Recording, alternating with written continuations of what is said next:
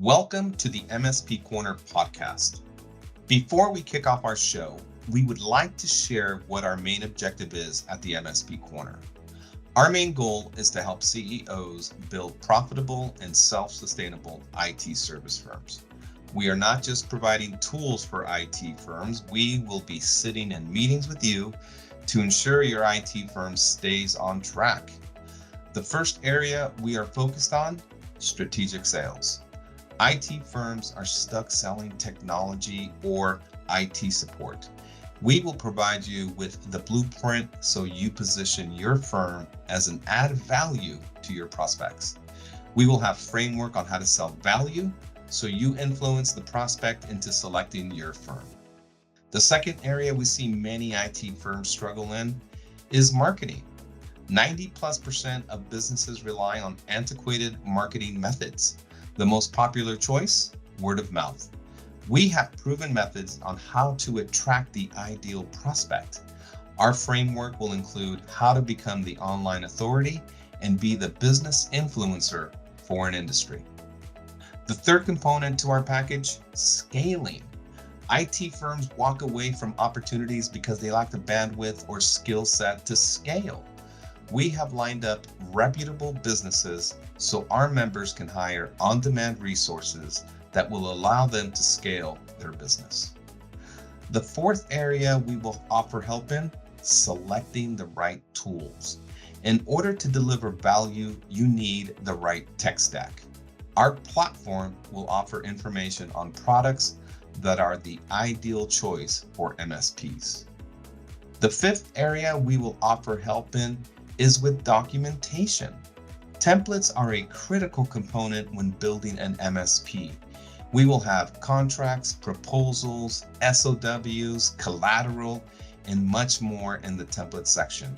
You will have every document you need to start up your managed IT service business. Thank you for tuning in. Let's go to our next podcast. Hello, everyone. Thank you for tuning in to our podcast. I am your host, Fernando Leon, and I am joined by my co-host, Gregory Moravietz.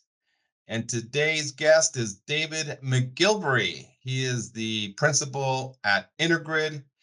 David has been in the managed service industry since it began. And he has been working, in the IT industry for more than 3 decades.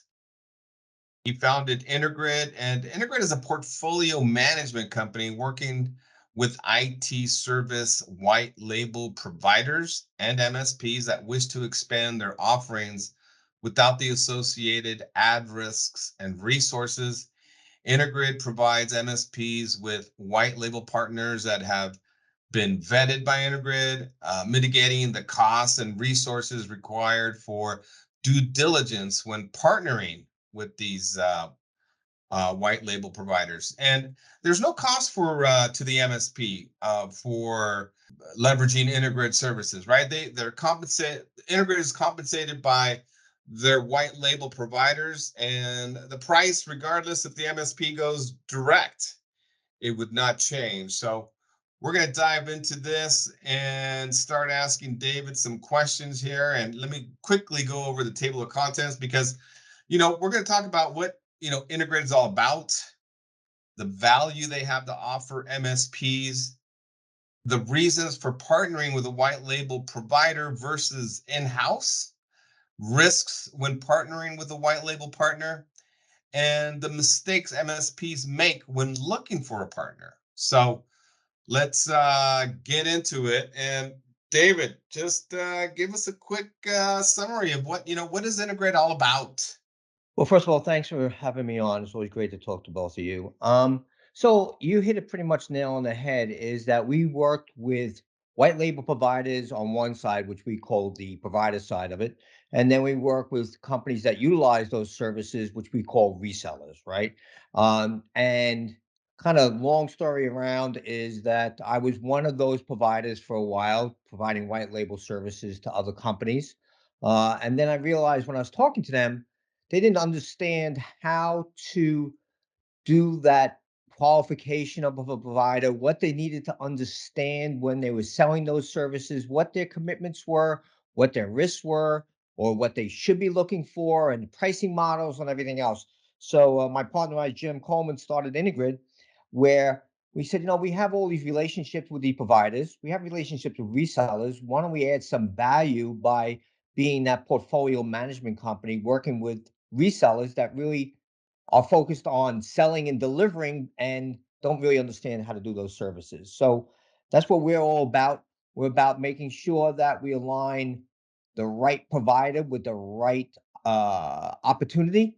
Because when I was selling the services directly to an end customer, our saying was everything was a hammer. Everything was a nail if the only tool I have is a hammer, because it didn't matter if we were fit or not, we try to slam it in, right?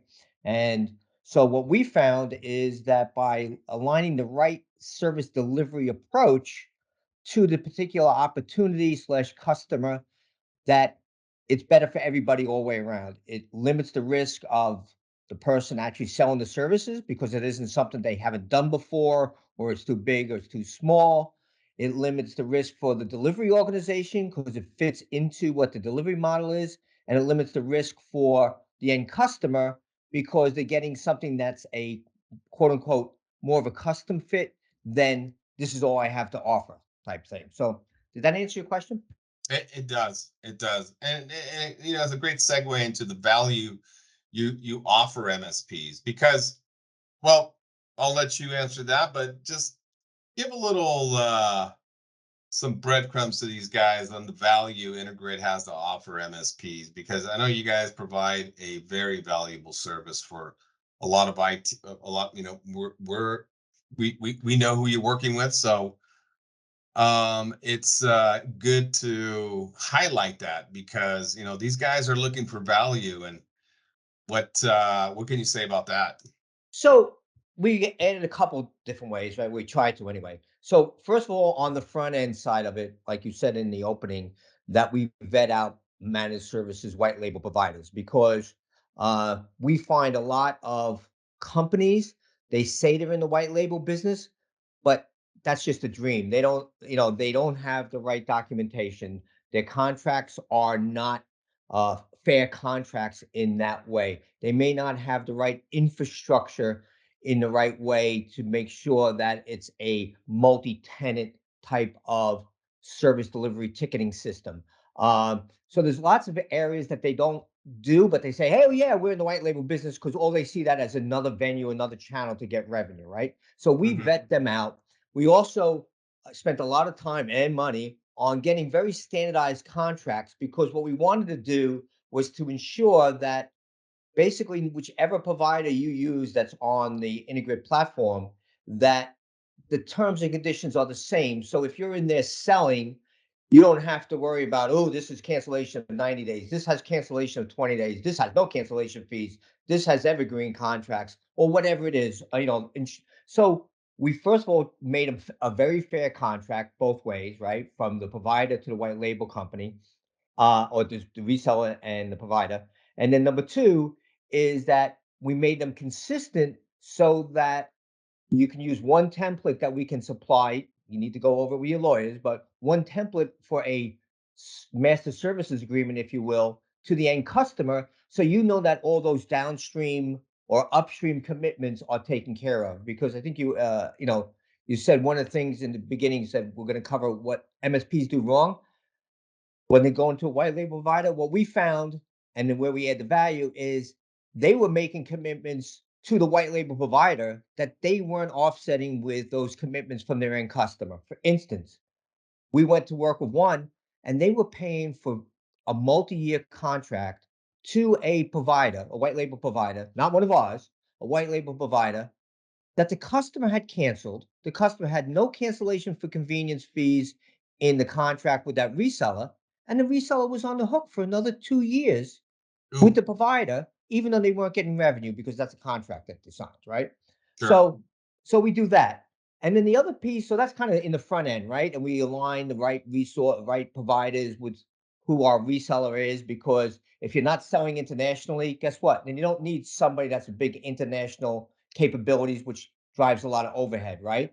And so we do that. And then the other thing, we try to do that proactively, and then reactively, We are there almost as a sales support organization, portfolio support organization, so that if a salesperson identifies an opportunity that's kind of outside the field of what the reseller normally delivers it themselves, whatever that is, they don't have to go hunting around for somebody. They can call us up and we align then the right provider for that particular opportunity. For instance, so we have one provider, that they have a very small staff. They're very focused on engineering, but sometimes their customers ask them for managed services piece of it.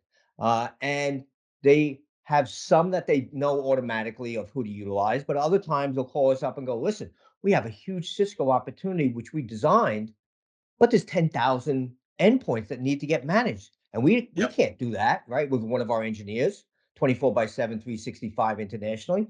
So that's the kind of value that we bring that allows the salesperson to go back to selling, allows the principal to focus on the business, and we're off making sure that the provider can deliver those services for that particular opportunity or strategically. Gotcha. Gotcha. Well, that's great. It's good to know. But what's holding back these IT service providers from, partnering with a white label provider, or, versus them doing it themselves? Is it too many challenges? What do you have to say about that? Because that's quite the common theme with a lot of these IT firms is they'd rather have it in house. They'd rather, have that control. They can see it, touch it, and manage their team, talk to their team every day. Um, but a white label provider can still do all the same work, but it's what could you add there that could, make a compelling case that, look, a white label provider is going to reduce costs, reduce is it going to increase efficiency? What is what's what is what gonna how can you not convince anybody? Is that we're not in the convincing No, business, no, but I got it. I got what you're asking. right. So it's not convincing. It's the pros and the cons, right? There you go. So I think from the con side, I'll start from that. Everybody starts from the pro side. I'm going to start from the con side. The con side is that yes, quite frankly, you don't have as much control, right? However, sometimes that's better because what happens is that the your white label provider gives you a scope of work that's going to get delivered to a client, right? Yep. And you as a reseller, take that. Maybe you put some of your own services on it, and that's now your statement of work, SOW, right? With an end Yep. customer. But then when the end customer comes back and goes, "Oh, well, can you go out to Gregory's house and fix his router that's out there because he just started working from home and that's not in scope, right? That's not what is in scope." And a lot of times, as a reseller, you're going to go, "Oh, well, I'll do that, right? Gregory, send somebody to Gregory's house, Fernando. Go out there," and you lose an engineer for a day, right? And so this kind of keeps you a little bit more within the guidelines of what the scope is because you realize what that is. And not saying that these white label providers are, hey, if it's not in a statement of work, I don't do anything because we work a lot, you and Gregory that understand that, okay, there's a little bit of gray area with that. I'll get on the phone and work through them with that. I'll help them try to get on because yes, all of a sudden it's COVID and everybody's working from home. Whatever, God forbid, happens, right? So they are flexible because they want the business, right? They don't want to lose the business, but that's one of them, right? You get a little bit on the flexibility side. Everybody thinks that it's the margin, right? Oh, I make 40-point margin on my people, 60-point margin on my people. But yes, gross. How much at the end of the day do you actually put in your pocket after you pay that employee vacation, training, sick, turnover, right? Yep. It's Yep. about the same EBITDA in your pocket, right? Left or right. I mean, it's close one way or the other. And you don't have the risk because if all of a sudden somebody gives you a scope of work that says, okay, I'm going to take care of these 1,000 seats and it's going to be, X number of dollars a month for these services, if I'm the reseller and I'm delivering them myself, boy, if all of a sudden the call volumes go up, that's me. I have to eat that, right?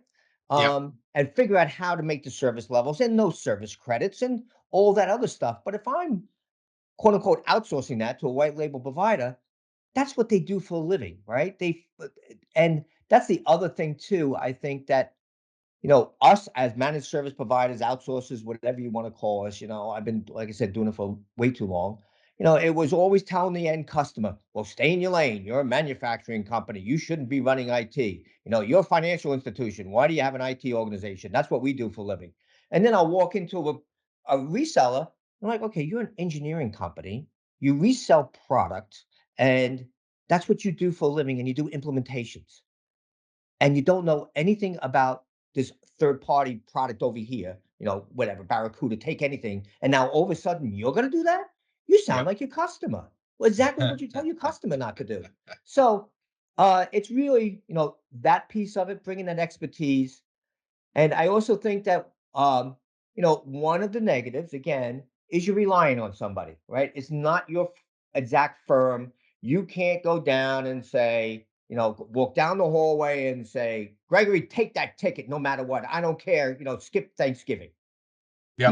You and that's that instant piece of it. But believe me, these white label providers that we work with understand that, right? And so if the phone call comes and, if it's outside the scope or it's a little bit more call volume or it's a weekend and all of a sudden the law firm has a big closing that has to get done over the weekend. And even though they don't have service on the weekend and you as a principal call up that white label provider, well, they're a partner. And if you call them up and go, listen, Fernando, I really need Gregory covered this weekend because he has his, closing and he's having a problem with the server. I need your help. They're going to say yes. Now, if you abuse that because they work every weekend, then it's a conversation, right? But what I find is that the good partners they work with it and really an extension of the firm. But I think those are like the cons and pros that offset those things. And then the other one is, if you're going to go start a practice, there's a big investment, right, for all those certs and everything else, and it's kind of build it and they will come. And a lot of our resellers look to start a practice, and instead of until they get the revenue coming in, they'll use a white label provider to partner with it. And then all out on the table that, what, in 2 years, I expect to take this in house. And Mm. quite frankly, I haven't seen any come in house because they look at if it's running good, why do I need? I'm making good money. I can go grow someplace else. I got this partner that's delivering. Why would I screw the pooch? Yep. Yep. Why fix something that's not broke? And I get it. And I'm the same mentality of that same philosophy. So I get it. I get it. And you know what? You answered the next question. What are some of the risks that MSPs need to consider? I mean, do you feel like you might have missed listing a risk that MSPs need to consider when partnering with a white label partner? Because the multi-year contract is a great example, right? There's so many. That's a big, and that's one thing that I see a lot of IT firms doing. They don't read the contracts, and it's very common also with businesses. I've seen my clients do it. They don't read every single word on that contract, which is critical, especially early termination clauses, the length of the agreement. Is there a exit clause? So contract is a big Yeah, highlight. yeah. One of the things that I think I missed when it said risk, right? I'm Yep. sorry to when you just said that is one of the other ones that I hear from our resellers is, well, what happens if that provider closes up? Yep. And then Yep. I'm sitting there holding the bag. Yep. So a couple of things. First of all, your customer has the same risk, right? Yep. Yep. I mean, what happens? No offense. What happens if all of a sudden you go out of business and you're running their whole IT, and all of a sudden, Pinkerton comes and locks your doors? Yep. Yep. Like, look at what happened with everybody that was at, Vanstar was purchased by them, whatever it was, and it was like they came and locked the doors. Customers were Yep. calling me up that I used to know from years before going, "I have nobody to run my IT." Yep. Like, so the customers have that same risk, where I think where another value that we bring is that we have multiple providers for the same type of services. They all deliver a little different. They all have a little bit more value one place or the other, but we have multiple, and it wasn't to begin with, quite frankly, I'm not that smart. It wasn't like, oh, I have to mitigate the risk, so I have to have 2 or 3 providers in the stable just in case the first one fails. It was Mhm. more of, okay, this one is really great at manufacturing, right? That's their forte.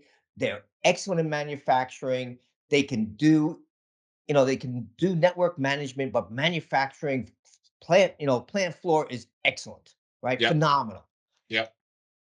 And we have them, and then we have somebody that's great at financial. They're both managing, say, Cisco networks, right? So they both have CCIE.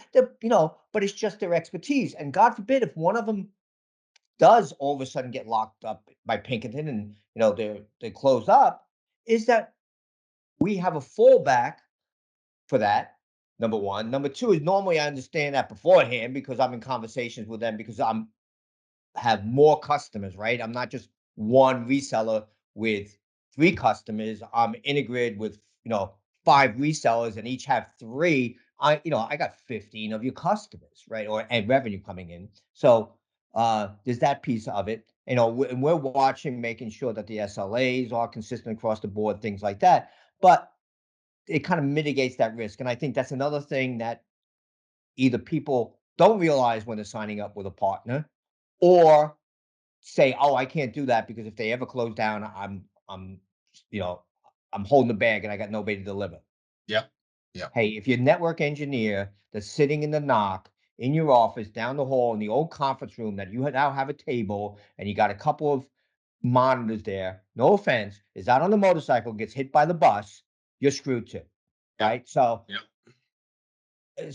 I mean, you can justify it one way or the other. It just depends upon your business model. And I'm not saying one is that much better than the others. It's just I think sometimes a combination is the right way to go. Yep. Yep. No, I agree. I agree. Now, speaking of risk, I mean, what about mistakes? What mistakes do you see MSPs making when they do have a partner? Because Gregory and I were talking about this the other day on another podcast of, sometimes your enemy could be a partner.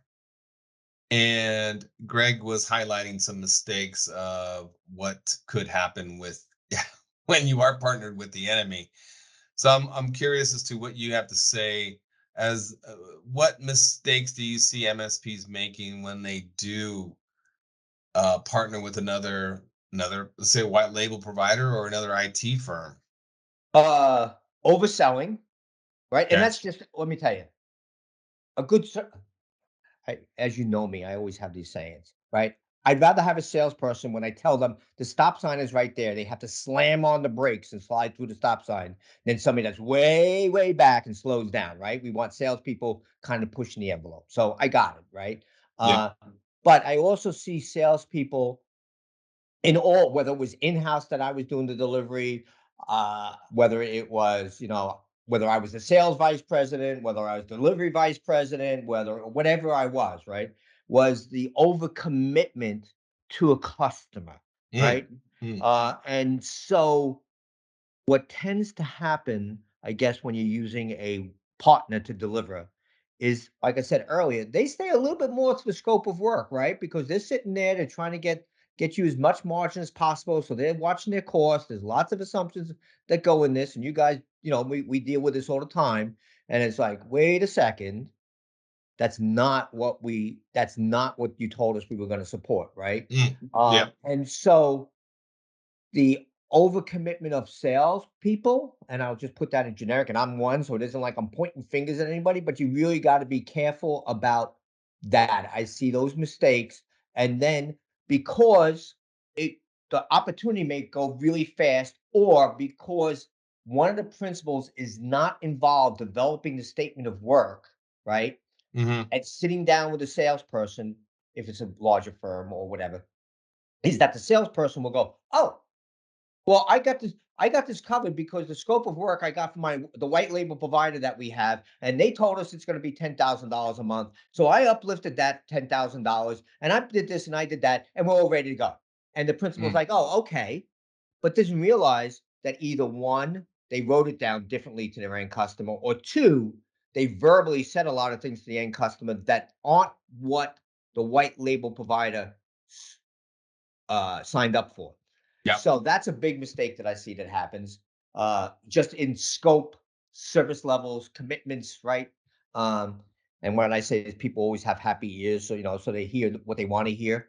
Um, and then the other piece of it is around, and you hit it on the head, is around cancellation fees and things like that, because they don't realize that. Listen, if you're going to get a multi-year discount, I'm taking, and I'm figuring that in a I'm taking over a mitigated train wreck and I'm going to be doing X number of calls. And then I'm going to stabilize the environment. I'm going to get it running correctly and my call volumes are going to drop down. And then, everybody has their models for provider, right? And so you take those costs, you spread them out over 3 years, you put some inflation factor in it, and you give a customer a good discount on the first year. And, from a margin perspective, right? So maybe it's $10,000 a month, but the first year should have been 12,000. The second year should have been 9,000. The last year should have been 8,000, whatever it is. But you just spread it out over, the duration of it. Hmm. And then the customer, and then if you don't put those cancellation in, or so there's two pieces here. One, you may have them in your terms and conditions to the end customer, and they could mirror exactly what your white label provider said, right? Yep.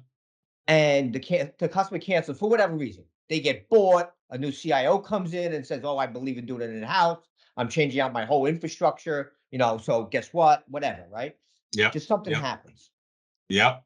Now, either and then the customer comes back and may go, "Oh, I have a cancellation convenience." Well, if you don't waive that cancellation for convenience, I'm not going to give you my new engineering job. I'm not going to be your customer any longer. And Mm. you're sitting there going, "Oh my God, they buy $6 million worth of Cisco gear from me. Oh crap. Oh man, I got to waive those." Right.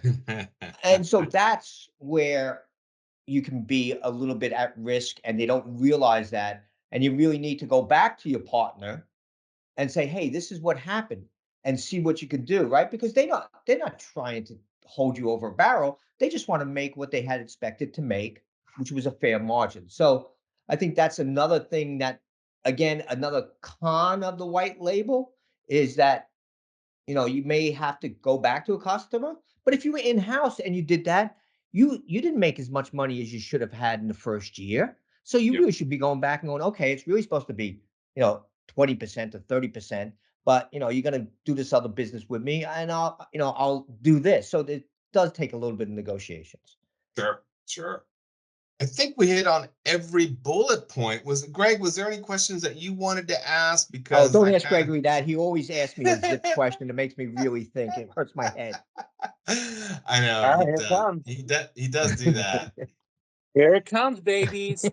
Um, so I've been doing a lot of research on selling, and I've noticed that there's these selling methodologies: spin selling, neat selling, snap selling, gap selling, that all kinds of selling technology. There's all these different types of methodologies to sell.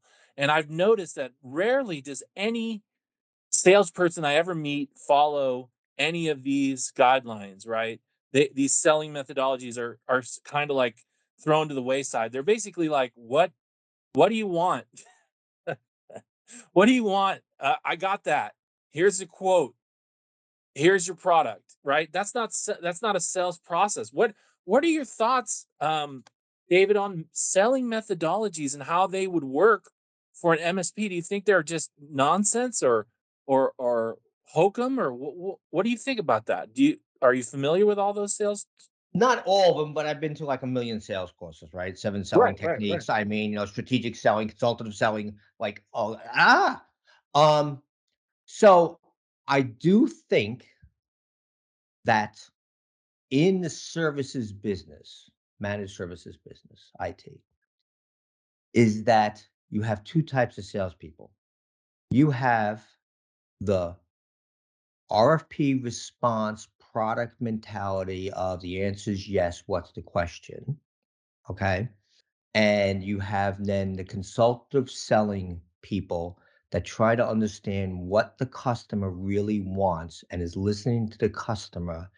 And it takes more effort to come back to your delivery team or your partner or whoever it is to articulate what that is. Okay.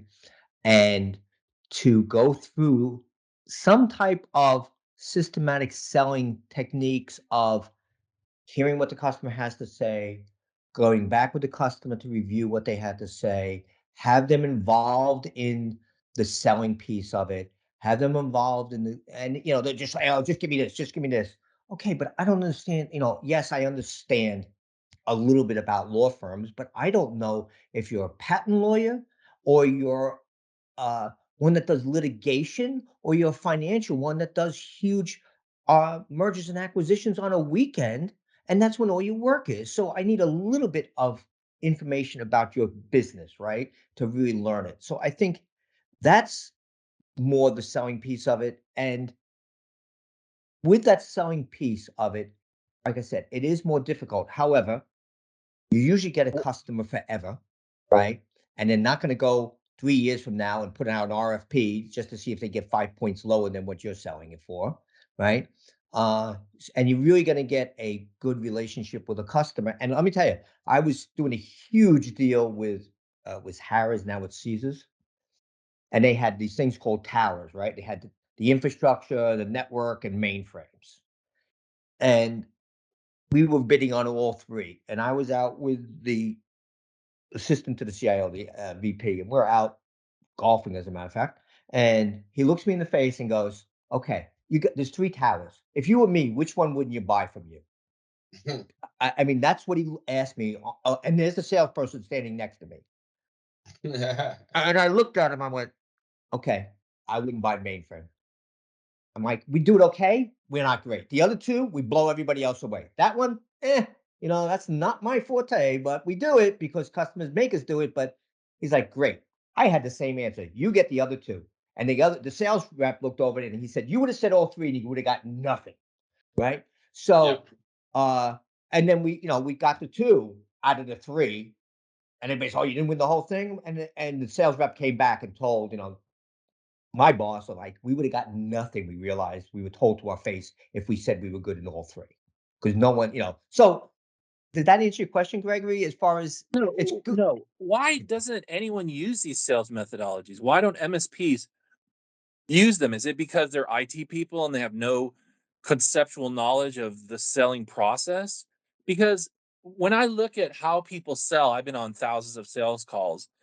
Rarely does anyone follow any kind of structured methodology, and I wondered Because they're why salespeople. that They're is. not accountants. They're Yeah, well, salespeople. should they No, no, should no. they be using a methodology Yeah, or they should be using some methodology, and maybe I went down the wrong path. They need to use a methodology to follow for a couple of reasons. One is so you understand what's working and isn't working, right? So they should. Number two is if you're getting to manage these people, you're trying to have things in different phases so you can understand your pipeline and how long what the velocity is of going through your pipeline. And if everybody uses a different methodology, you have no clue why, right? On that. If you got to tweak something, you got to tweak it 7 times if you got 7 different salespeople if they're not following it. And it's really a management. I went through it all the time. I'm trying to remember the different ones I used, but it was keeping salespeople to follow a process is not why they're salespeople. If they were process oriented people, they'd be engineers, they'd be salespeople. I mean, and that type of thing, right? So, but when you take an engineer and put them into the sales role, they got tech on their mind. They don't understand a sales process whatsoever, and they think it speeds and feeds when most of it is soft, not hard facts. Did that so? answer it?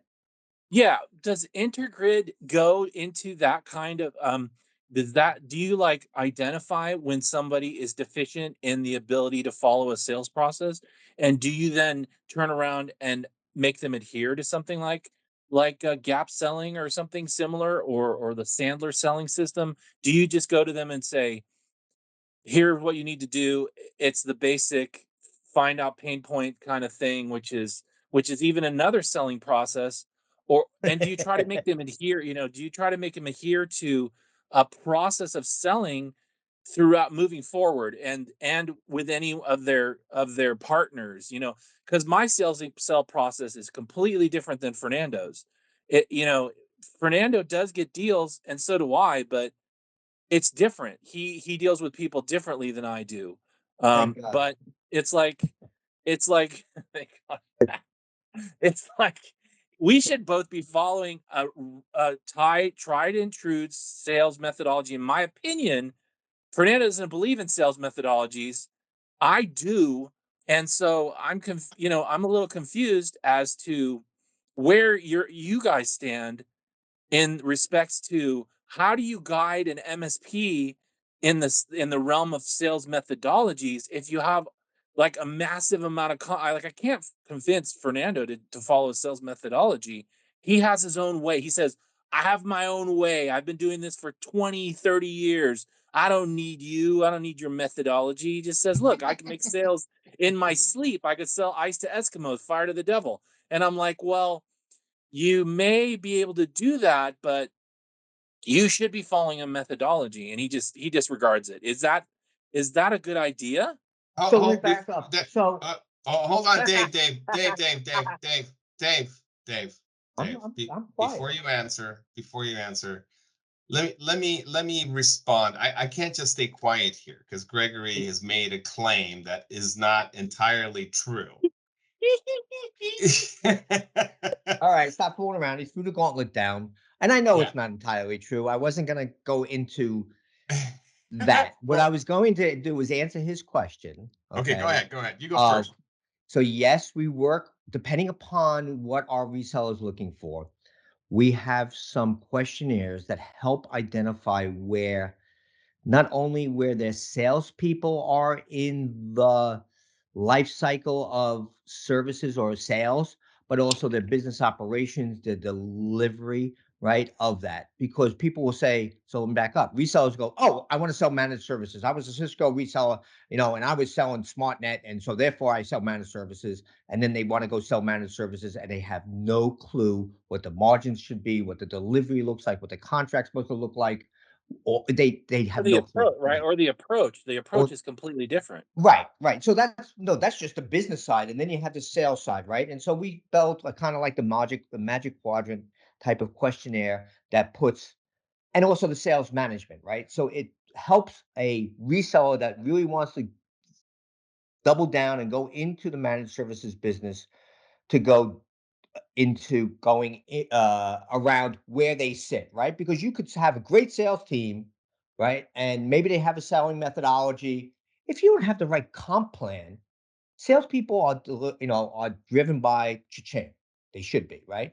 And so therefore, if you don't have the right sales plan, comp plan, it doesn't matter how good the salesperson is going to be. They're going to figure out the comp plan and then figure out how to do that, right? So I think one is yes, we help people identify where their weaknesses are.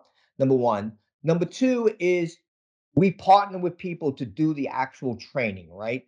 Because that is a very focused methodology, commitment type of engagement. And I have partnerships with a couple of different companies that focus in on the selling piece of it. And as a matter of fact, I just signed up with somebody, right, that does that piece of it. And that's, and I didn't even hear about this. And it's 100%.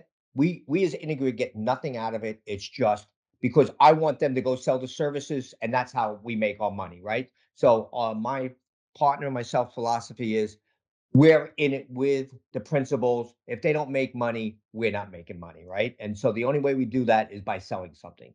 So they're going to work around that selling process. And I think with the selling process, salespeople, like you said, like Fernando, who we love, okay, are very experienced and they've been very successful. And getting somebody to change is very difficult to do that, right? Um, but you need some type of methodology, I do believe, consistent, even if the people fight a little bit, they're going to go a little bit outside of it. But if they know where they are in the sales process, what the identification is, what, how to present it to the client, how to justify who the decision makers are. A lot of times, the salesperson doesn't even know who the decision maker is, right? And when you get a senior person, it's a little different. Like Fernando, what I see most of the resellers that I work with, the salespeople are not super senior, or the super senior selling product and they know how to do that. They don't know how to sell services. And That's what I see. But yes, I think they should follow a process, but it can't be super stringent as much as an engineering one, but they need to follow a process so that if somebody else picks up the ball, because salespeople leave, it isn't a whole new start over and you don't lose the opportunity. Everybody understands where it is in the sales process. Your sales support people, your senior management people, everybody, right, does that. So I do agree with, I don't have a specific one because I've seen so many different ones and I try to see what fits both into a client and that company that we're working with would do the same thing, right? Because they're not trying to force feed changing somebody's sales style. So did that answer your question? It did. I don't like the cherry picking methodology, though. I think if you have a sales process, the strength of it is that you follow it through because they have designed these sales processes to have a positive result, right? And if you just cherry pick like the best parts No, I out didn't of mean all of that. No, I didn't mean cherry pick out of 3 different ones. I meant, hey, this process is good for this reseller because this is their philosophy, this is their customer base. Selling in the Midwest is 100% different than selling in New York City, right? So right. so it may be or the philosophy from a business standpoint or social standpoint or whatever that is, right? And if you're selling to the federal government, it's a totally different sales process than selling to commercial or selling, and then you got state and local, right? So that's what I meant. I didn't mean cherry picking, going, okay, I'll take a Ferrari motor, a Lamborghini rear end, Right, and a right, vet right. suspension. Oh, that worked out well. No, it won't. You're Right. right. It won't work out well. So But Fernando, yeah, now even you if can speak and defend yourself. he doesn't need to defend No, I know. himself. No, there's so many books on selling, right? There's just so many. There's so many approaches. And what I've discovered, this is what I've discovered. And you guys can correct me if I'm wrong, but what I've seen and what I've seen work and what I've feedback that I've received from people that are listening is I have a sales process that is very specific to managed IT services. And it revolves around value. It's not selling tech services. It's not selling technology, software, hardware, anything. You're not selling a product. This is around value, and has been a concept that I've embraced in the past 2-3 years. That I'm applying it to when I'm calling in for my IT partners because they have me call in to their prospects. And when I put them through the sales process, it's primarily I'm asking them to list out their challenges, list out the pain points, why they're unhappy. Because look, you could be the best sales guy, you could have the best sales process, the highest percentage rate of close rates with the sales process, but if they're happy with their service, if they're not looking to make a change, you can't sell them regardless of who you are. You could be No, Harvey and Specter, right? Right? Am I I right? think, yeah, no, you're absolutely right. And I Okay. think I'm trying to remember which one, and I'll do some research to find out which one it was. But it's around that selling value, right? Yep. And it was what are the pain points for the customer? What are their major concerns? What's their experience? And that's a sales process, right? With that. So there is one that is around, and maybe I didn't articulate it, in the consultative selling, it's listen to what the customer's problems are and how you're going to resolve those issues, concerns, or whatever that is. And that's where the value is, right? For it. Exactly. And so, but I think what Gregory's talking about is following that process from a sales perspective of first identifying the customer, making sure that is a good fit for your company, making sure you're at the right level in the company for making the decision piece of it, and then working your way through that whole process that says it isn't, hey Gregory, I got somebody with 10,000 seats and they need a help desk, and can you give me a quote? Right? Yep. That's part of the sales process, but it needs a lot more around that, right? Because Gregory's like, okay, great. What are they? What kind of firm are they? What's their problem, right? It could be they're a retail store and people show up and they can't even get in the store, so they call the help desk. Well, Yep. that's not really IT, but that's a problem. We can take that ticket and find a resolver group for that so they have one service ticket, one service delivery organization to contact. But but then that's adding value because the person that's locked out of the store gets into and opens up the store and everything else, right? So that's and so there's lots of different ways to bring value to a customer from when you listen to them from a consultative selling standpoint. And I guess it's consultative selling, right? Where you hear what the customer's issues are, and then you bring the value resolving those issues or mitigating those risks.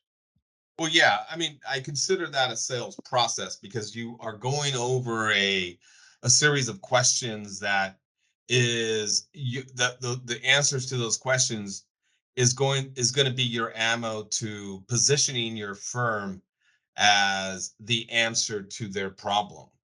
Because we're not here to sell well, you want them to sell themselves on your We're here to organization. educate them. Well, Ex- actually, I look at more of an education and let the person sure, make that decision, right? I exactly. mean, we've done enough things together that we look at it and go, well, the reason you got so many tickets is because you don't train anybody. So the issue isn't that you have a bad IT organization.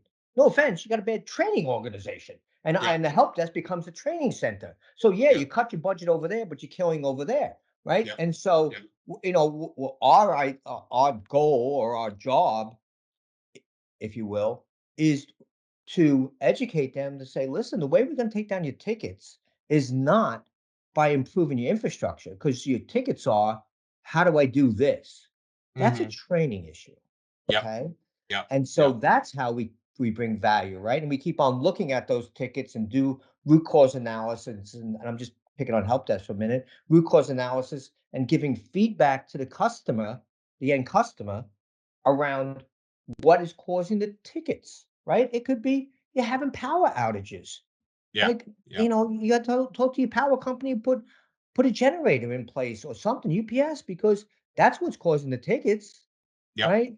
yep. Or it could be something to do with IT, could be something way to design, or it's getting old, or whatever it is, right? Or you could just have, stupid users. No, I'm only kidding. But I mean, a lot of it is, people, or they don't know who else to call, or whatever it is. Sure, sure. But I agree with Gregory that there's got to be some type of process because you got to be able to determine where are you failing, what questions should you not ask, because if you don't have something in place, you can't really narrow down where you're going wrong. So I agree that Well, there's yeah, got I to be mean, the some. big thing is we always used to do the reviews, the lost review, lost opportunity review, right? It wasn't just like, oh, I lost the deal, let's go on to the next one, right? You really should be doing, and that's part of a sales process, is Yep, why'd you win this one and yep, why'd you lose that one? So yep, you really should be yep. doing a win review process and a loss review process. Sure, sure. I agree. Yeah, I think it's a little bit more like baking than cooking. If you get something wrong in baking, then it goes bad, right? It's unusable. And if you get something wrong in cooking, you're like, well, oh well, big deal. We'll get it back. That's why I don't It bake. tasted like crap, but it was still edible, right? And I think that that's a mistake a lot of these MSPs and small businesses make. They're just thinking about it as it's cooking, but it's really baking. You need to do it right every time. It needs to just be French bread. It needs to rise. It needs to have certain amount of yeast in it. If you don't do that right, you're just not gonna be able to, like you said, you're not gonna be able to replicate it. You're not gonna be able to, one day it tastes great, and you're like, why did this taste so good? You don't even know. Yeah, So yeah, you got to yeah, follow the sales methodology without question. yeah. That's a great analogy because it really narrows. Just it speaks volumes to why you need a process. You need to know where you fail, what goes wrong, what needs to be what changes need to be made. So yeah, yeah, definitely. I just don't buy into all these books who are like, well, you got to sell this this strategy and this approach, and it's like, dude, how many approaches can we implement? And I think you should try a few. What works, go with what works, and be done with it. But you need to follow it. You need to have everyone in your organization adhere to it because you know it works. That's the whole point of it. Well, Yeah. and having adhered to it, it has to be from the top down too, because I've been in organizations that we do all the preparatory work. Worked in large organizations. You have to put all the package together to have the senior manager meet with the client, da, da, da, da, and your team and you or the salesperson, spends 8 hours doing admin, which they hate to do, and they put pictures of the person so they know what they look like, and I mean, like unbelievable backgrounds on people and the opportunity, and this senior management shows up and goes, "Oh yeah, I didn't read it. What is it?"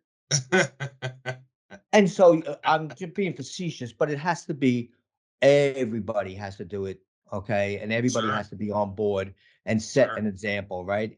To me, senior management, principals in the organization are the coaches. They're the ones that have to set the example. They got to be, you know, go out there and be the ones doing it too. Yeah. Oh Yeah, yeah. Yeah. for I sure. agree. I agree. Well, we're getting ready to wrap this up, but before I wrap this up, I want to give Intergrid's URL, which is www.intergrid, M as in mom, S as in Sam.com. And reach out to David or Jim. They're the principals out there that will take care of you guys if you have any questions regarding any of their white label partners. But is there any closing statements you guys want to make? No, You go, Gregory. Anything for you? no, that's it. Mine is just, first of all, thank you again for having me on. And that now sometimes we tell people it's not a fit, and we only work with resellers that add value, right? So we don't work with two people in a trailer and a dog that all they do is white label, right? That's not going to be successful. It's our reputation. When I tell one of our providers that, hey, I have a reseller, they want to make sure that it's quality reseller because everybody represents everybody. And you don't have to use us, obviously. There's other organizations out there. I think we're just a little bit unique that we started almost as a distribution company doing it and putting it on books and reselling it. And then we realized that's not where the value is. And a lot of these distribution companies that used to distribute product are doing the same thing in services, and they're white labeling somebody else's, but they're Mm, used to velocity and volume, right? yeah. Yeah. And they're taking it more of a product standpoint and sitting in between, right? And we don't like to sit in between. We oversee to make sure everybody's playing nice, but we're not sitting in between saying, here's the opportunity. Okay, I'll get your price and then get back to it. So I just think it's a little bit different model. Um, and it's hard to explain to people because there's nobody like us that I've found. There's organizations out there that maybe get some buying power, but they haven't gone to the extent that we have as far as the contracts and things like that I've seen. And then the other thing, is that a lot of times people call up and go, "Oh, well, I just have one office in Broken Spoke, Wyoming. I'll call up the VAR in Broken Spoke, Wyoming." Great. You just brought the fox into the hen house. Excellent. Do that every day. And it's like, "Oh, no, they're a good guy, good people." And then you find out, "Oh, I like them better." Yeah. So anyway, again, I'll let you go. Thank you. I know it's running on the stop. I hope this helps people. It's a good business to be in. I've been in a long time. It's great. You get and I have I have friends from customers of 30 years ago that I still reach out to every once in a while while I'm in a town and have a drink with them or have dinner. So it's your reputation that's out there. And I can always look myself in the mirror and any client that I've ever sold to in the face because I want to live that way. So I would just suggest that it's not a used car that's, hey, it's either 5,000, 5 years or the first mile, whatever comes first, right? Yeah. Uh, it's a long-term relationship. Yep. i.e., Yep. look at us, freaking how many years? Yeah, you guys have been around for a while, so. Well, I appreciate you making time for us, and we'll close it up now. And thank you to everybody for listening. And don't forget to sign up to be a member at mspcorner.com. If we'll be we'll be publishing this podcast on our social media platforms. But if feel free to share it with a CEO who's looking for a white label partner, who's looking to learn how to sell value, or hear about our marketing partners. So, all right, guys, have a great night. Thanks again. Thank you for listening, and don't forget to sign up to be a member on www.mspcorner.com. Please share our link with a CEO who will find our information beneficial to their business. Have an awesome day.